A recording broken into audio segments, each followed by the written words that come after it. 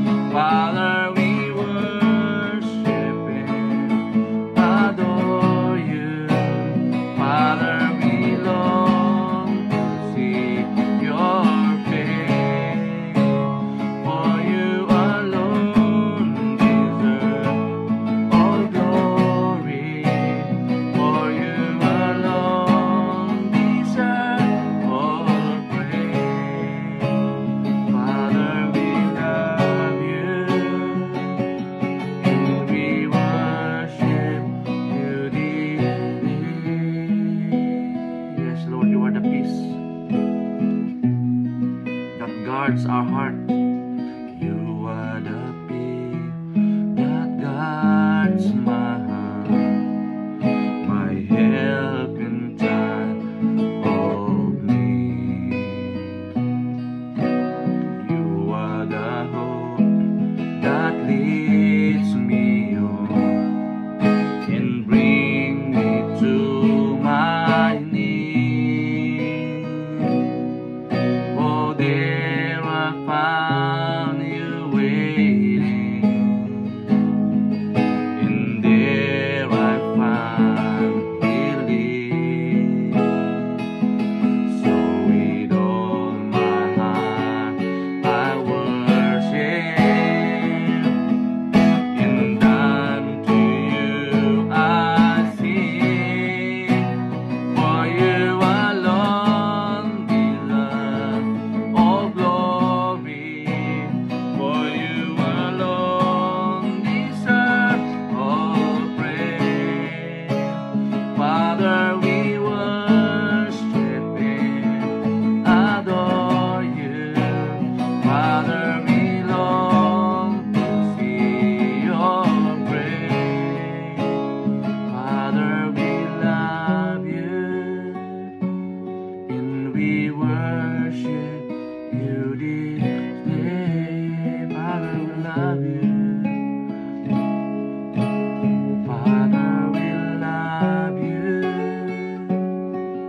We worship you this day.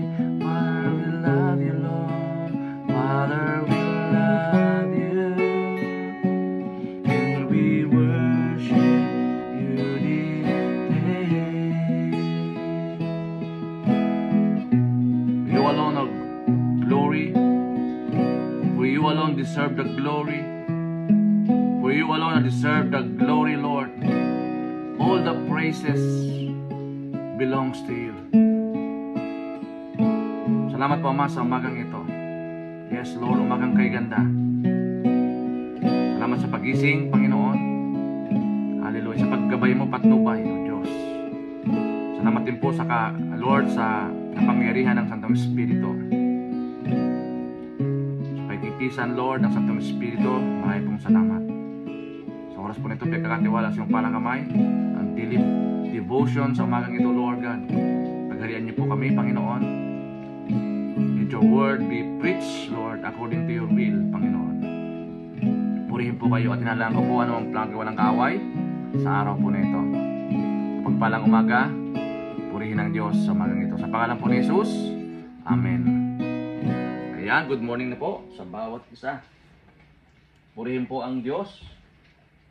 Mga kapatid, purihin na po ang ating Panginoon sa umagang ito. Umagang kay ganda. Good morning na, good morning sa mga kakatunin lang. Magandang umaga. Sarap po na umawit, magpuri sa ating Diyos na buhay. So ating pong ipagpapatuloy yung ating pong series about the armory of God, no? The full armor of God. No? Ngayon po ay pang tatlo na po tayo ngayon, yung belt of truth. Ayan po yung ating tatalakayan ngayong umaga. Sabi po ng Ephesians chapter 6 verse 10 to 20, sabi po ni Paul, finally be strong in the Lord, in His mighty power. Put on the full armor of God so that you can take your stand against the devil's schemes. For our struggle is not against flesh and blood, but against the rulers, against the authorities, against the power of this dark world, and against the spiritual forces of evil in heavenly realms. Therefore, put on the full armor of God, so that when the day of evil comes, you may be able to stand your ground. And after you have done everything, you stand firm, sabi niya. Then with the belt of truth, buckle around your waist with the breastplate of righteousness in place, and with your feet fitted with the readiness that comes from the gospel of peace. Verse 16, in addition to all this, take up the shield of faith, with which you can extinguish all the flaming arrows of the evil one. Take the helmet of salvation and the sword of the Spirit, which is the word of God.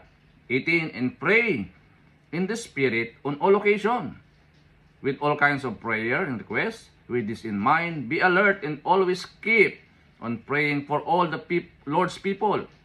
Pray also for me, that whatever I speak, words may be given to me, so that I will fearlessly make known the mystery of the gospel, for which I am an ambassador in chains. Pray that I may declare it fearlessly as I should. Purihin na po ang pagkabasa ng kanyang dakilang salita. So sabi po dito sa binasa natin, the armor of God is an illustration in the Bible that reminds Christians about the reality of spiritual battle. Meron talagang spiritual battle, no? And describes the protection available to them. Each piece of armor, yung anim, yung belt of truth, breastplate of righteousness, use of the gospel of peace, shield of faith, helmet of salvation, and sword of the Spirit. No. Yung anim na ito, mayroon pong distinct purpose and means of defense and offense against temptation and evil. Kaya nga po, sa umagang ito po ating pong tatalakayin, yung belt of truth. Sa Ephesians chapter 6 verse 14, sabi ni Paul, stand firm then, when the belt of truth buckled around your waist, with the breastplate of righteousness in place. Magsitayo kayo ng matatag, na may sinturon ng katotohanan na nakatali sa inyong baywang, na may baluti ng katwiran sa pagkakalagay. The belt of truth is a crucial piece of defense armor guarding our inmost being. Kaya nga, in the battle against the lies and deceptions of the enemy. Very crucial po ito, mga kapatid, yung belt of truth. It's a defensive armor ng ating pong Panginoon. So ano po ba ang puntos natin, mga kapatid, sa umagang ito? Number 1, demons are our real enemies. Tanda natin na meron tayong kalaban, no? We are in a spiritual battle or spiritual warfare. Meron talagang laban, no? Yung unseen world, yung mga ruler, na ba? Yung mga, sabi natin dito, ay yung against the power and of this dark world and against the spiritual forces of evil in heavenly realms. Meron pong labanan, digmaan, no? Kaya demons or Satan are our real enemies.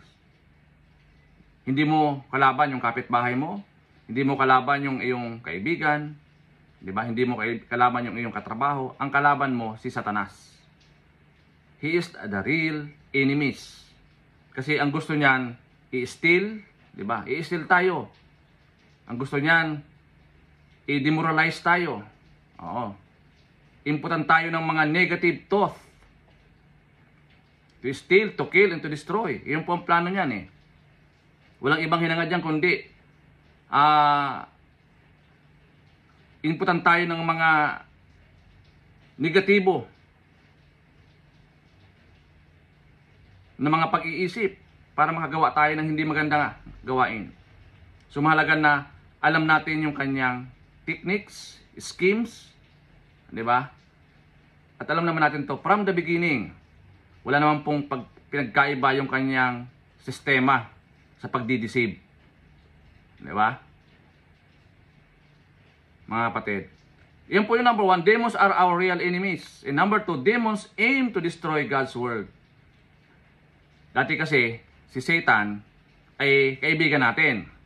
Kasi nandito pa tayo sa dark world, no? Sa sanlibutan pa tayo, hindi pa tayo naboborn again. Pero po, nung tayo po ay naborn again, nakilala sa Panginoon, tinanggap ang Panginoon bilang Lord and Savior, umaklas tayo sa Kanya, di ba? Kumalas tayo sa Kanya. Kaya ngayon tayo po ang primary target niya. Satan, gusto ulit niya tayong makuha. Di ba? Pero hindi na po mangyayari yon. Kasi he is defeated 2,000 years ago. Di ba? Wala na siyang kapangyarihan. Demons aim to destroy God's world. Gusto ni Satan mabawi uli yung kapangyarihan. Oo. Pero tanda natin, he is powerless na. Wala na siyang kapangyarihan. Kasi si Jesus ay napagtagumpayan niya na. Kaya nga kapag si Jesus nasa atin, mga kapatid, we are more than conqueror in Christ Jesus. Di ba?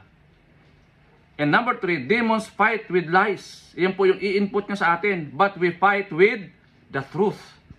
Si Jesus, nung siya po ay tinempt ni Satan, doon po sa after fasting, no? Ng 40 days and 40 nights, nag-fasting siya po ay tinempt ni Satan. Diba? Pero po yung panlaban ni Jesus ay ano? Word of God.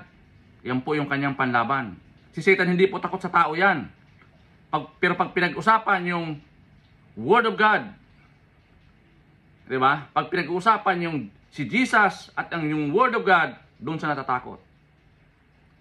Diba? Kaya sabi ni Jesus, hindi lamang ang tao na mabuhay sa tinapay, bagkus sa mga salita na namumutawi sa bibig ng Panginoon. Diba? Alis siya eh. Diba, mga kapatid? Kaya sabi po sa John 8:44, you belong to your father, the father of lies, the devil, and you want to carry out your father's desire. He was a murderer from the beginning, not holding to the truth, for there is no truth in him. When he lies, he speaks his native language, for he is a liar and a father of lies. Iyan po yung karakter ni Satan. Very familiar, no? Very familiar po sa atin yung kanyang mga style. Kaya we are very much aware, no? Kaya mahalaga po na ang tao ay magbabasa ng Biblia, di ba? Nagkakaroon tayo ng devotion, daily devotion sa Panginoon para po naintindihan natin na meron pong spiritual battle na nangyayari po dito po sa kalangitan, sa spiritual realms, sa heavenly realms. Di natin akala natin yung battle lang po yung physical, di ba? Pero po meron pong battle na unseen, dito po sa unseen world, di ba? Meron pong mga demonic forces na gustong manggulo, nang gustong mangwasak, nang gustong i-twist. Oo. Yung truth at palitan ng kasinungalingan. Di ba? Kahit dito sa ating pong kapanahunan, marami na po dito nangyayari. Yung tama, ginagawa ng mali, at yung mali, ginagawang tama. Oo. Dinadivert na. Oo, dahil daw ang katwiran, ito na yung sistema. Ito na yung kalakalan dito sa mundong ito. Kahit mali, gawin na natin. Diba? Compromising yon mga kapatid. So tandaan natin, demons fight with lies, but Jesus fight with the truth. Ganoon din tayo. Kaya nga yung katotohanan nagpalaya sa atin eh. Yun yung panlaban natin, yung katotohanan mga kapatid. At hindi tayo basta-basta naniniwala without the yung pagsama ng Santong Espiritu, no? Pagpapaliwanag natin, pagbabasa natin ng Biblia, without the revelation of the Lord, may conviction. Mahirap kasi akala natin, dahil nga ito na yung sistema ng mundo, akala natin okay, no?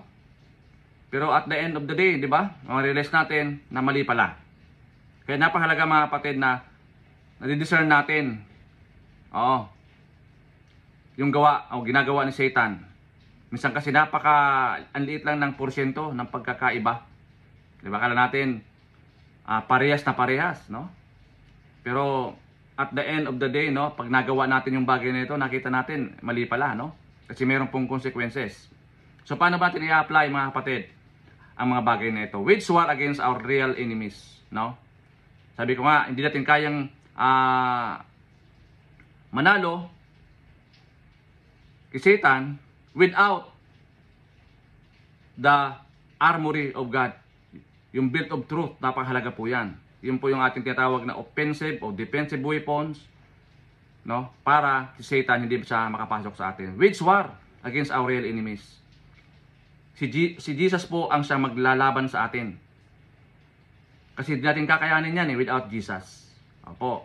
So kailangan natin na kumunik sa Kanya. Kumunik dun sa source, which is Jesus. Dahil kapag kasama natin si Jesus na lumalaban, sigurado tayo po ay magtatagumpay. Okay, work toward restoration. Ngayon, after na nagkaroon ng mga sigalot, di ba? Kailangan i-work out natin yung forgiveness. Bawa, nagkaroon tayo ng mga pag-aaway, no? Misunderstanding sa ating pong mga kapatid, sa ating pong mga kaibigan. So, i-work out natin yung restoration sa kanila. Makipag-ayos tayo, humingi tayo ng tawad, magpakumbaba tayo, di ba? Aminin natin na tayo nagkamali. Aminin natin na tayo nagkasala. Tandaan natin na wala pong bagay na hindi lingid sa Panginoon. Lahat ng bagay alam niya. Wala tayong may tatago sa Kanya, mga kapatid. Kaya ang kailangan natin ay ipagkatiwala sa Panginoon. And number 3, wear the belt of truth. Ang muting kaligtaan na isuot yung sinturon ng katotohanan. Diba? Kaya meron pong dalawang klase ng word. Yung tinatawag na the written word, which is the Bible, and the living word, which is Jesus Christ. Wear the belt of truth, mga kapatid. Kailangan natin siyang isuot, buckled around your waist. Diba? Itali yan sa iyong baywang. Ay sa literal lamang na kahulugan ng belt, diba? Pag ang pantalon mo ay maluwag, diba? Matanggal yan. Kaya kailangan mo ng belt. Ang laki po ng function ng belt, mga kapatid. Diba? Gawin po tayo. Kaya kailangan i-buckle natin yan around our waist, no? Para maging matibay. Diba? Kaya nga yung very crucial yan, mga kapatid. Yung ating defensive armor guarding our inmost being. So yun po yung tatlo na dapat natin gawin. So paano natin, how can we practically fight the lies of Satan with the truth of God? As a question to consider, paano natin praktikal na lalabanan ang mga kasinungalingan ni Satanas sa katotohanan ng Diyos? Ang panlaban natin, truth. Yung lies ni Satan, ang solution dyan ay yung truth. Iyon po yung ating pananggalang, mga kapatid, sa mga kasinungalingan ni Satanas. Isuot natin yung belt of truth, which is the Word of God. So, I do hope pero tayo napulutan ng aral sa araw po na ito, mga kapatid. Tandaan po natin na napaka-importante na suot-suot natin yung belt of truth, no? Sa ating po mga baywang. Dapat rooted tayo po sa salita ng Diyos. 'Di ba, mga kapatid, yung katotohanan, yung truth na nagmumula sa Diyos. Minsan kasi pinanghihinaan tayo ng loob eh.